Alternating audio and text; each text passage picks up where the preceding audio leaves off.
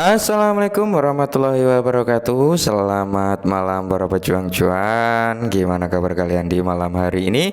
Semoga kalian dalam keadaan sehat semua dan saya doakan sukses semua buat kalian. Amin. Mantap jiwa ya.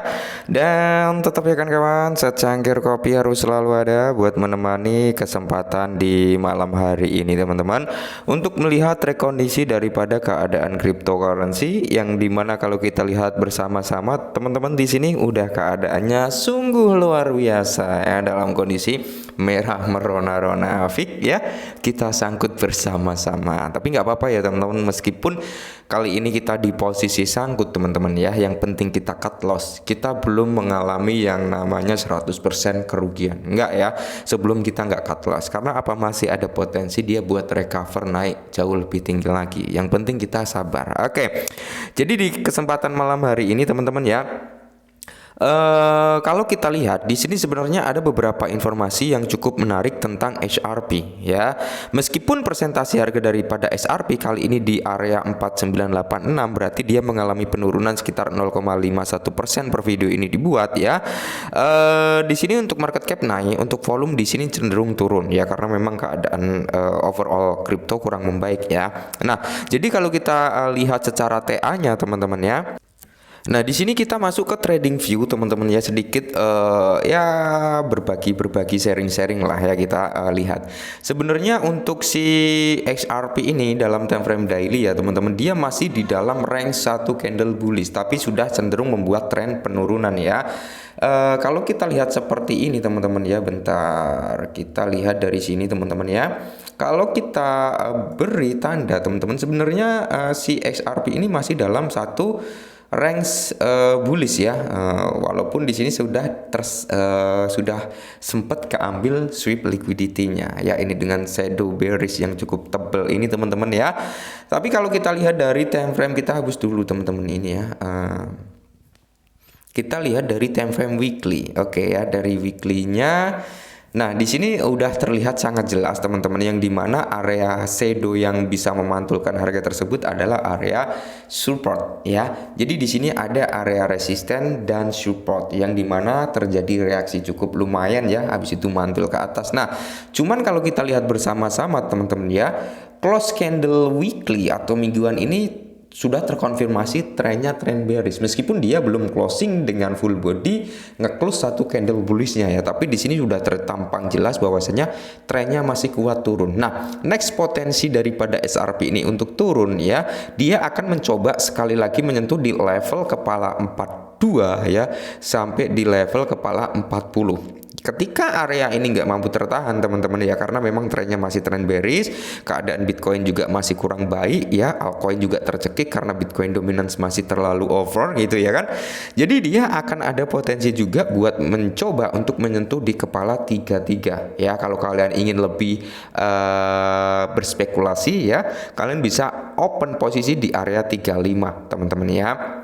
Nah, jadi ini kalau kalian sabar ya, kalian bisa open posisi di area situ teman-teman, bisa open posisi di area DCI ya, bisa juga di area sini teman-teman, di area 42 atau 40 atau di area 35 sampai level 31. Kalian bisa open posisi di situ, karena apa?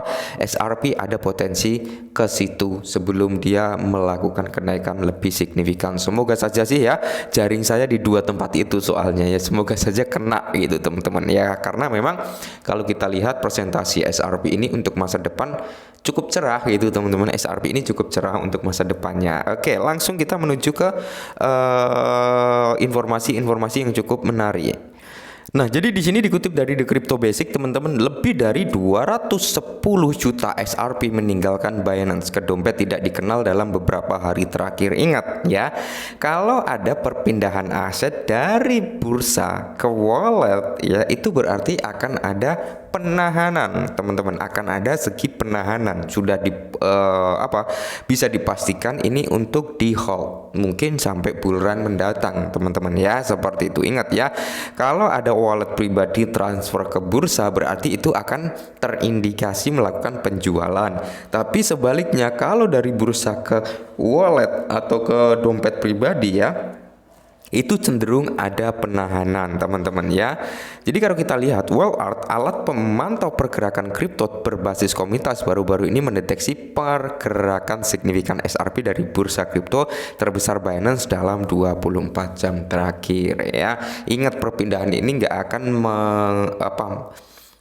ada efeknya terhadap harga ya teman-teman, nggak akan ada efeknya kecuali nanti ketika memang dari wallet pribadi dijual ke bursa ya, dikirim ke bursa dan penjualan, itu baru ada efeknya. Efeknya apa? Bearish. Tapi kalau penahanan seperti ini teman-teman ya, ini kan dia nggak ngebeli, asetnya udah punya teman, dipindahkan ke walletnya, berarti nggak ada efek terhadap harga, cuman efek untuk jangka panjangnya ya, efek untuk harga cenderung lebih turun lagi teman-teman, nggak ada gitu ya kan. Jadi kemungkinan harganya akan stabil dulu gitu. Mantap. Nah, informasi yang berikutnya yaitu Ripple memperluas UPRI ke Spanyol, Italia, dan Prancis dan Irlandia. Ingat ya, kemarin dari suatu platform Jepang yaitu akan menggunakan SRP sebagai pembayaran lintas batas ya, termasuk ada Filipina, Vietnam, dan Indonesia. Kali ini si Ripple memperluas kembali teman-teman dengan adanya Ripple menambahkan 4 universitas Eropa dan ke dalam program penelitian blockchain-nya untuk memajukan pendidikan dan inovasi. Ini bukan untuk transaksi lintas batas ya teman-teman, tapi untuk meningkatkan ya, atau melakukan penelitian blockchain-nya untuk memajukan pendidikan dan inovasi. Cukup menarik sebenarnya ini teman-teman ya. Jadi perusahaan pembayaran blockchain yang berbasis di San Francisco, Ripple telah mengambil langkah signifikan untuk memperkuat hubungan bisnisnya dengan Eropa. Kali ini Ripple bekerja sama dengan komunitas Akademi Eropa dengan menambahkan lebih banyak institusi ke dalam program penelitian blockchain-nya. Mantap ya. Nah, secara khusus Ripple telah mengumumkan penyambutan 4 universitas Eropa dalam upaya inisiatif penelitian blockchain Universitas UPRI. Oke, mantap ya. Sebenarnya gini teman-teman ya, kalau kita berbicara tentang masa depan SRP, saya kira masa depannya cerah ya. Tapi kalau kita berbicara berapa harga yang harus dicapai SRP untuk masa depan teman-teman ya kita kembali lagi ke supply and demand teman-teman ya. Kembali lagi ke supply and demand. Ketika supply menipis, demandnya meningkat, ya pasti SRP ini akan naik gila-gilaan. Saya berani jamin 100% teman-teman, ketika SRP ini ya dari timnya mau membakar ya 50% aja dari total aset yang di lock di escrow teman-teman, saya kira harga daripada SRP ini akan naik pesat ya. Bahkan untuk $30, $50 itu sudah di depan mata. Tapi dengan catatan kalau tim mau membakar 50% dari pasokan yang di lock di escrow ya. Karena apa? Pasokan yang di lock tersebut itu masih sekitar 45 billion atau 50 miliar gitu kalau nggak salah teman-teman. Kalau salah mohon koreksi ya. Itu setiap bulannya dirilis.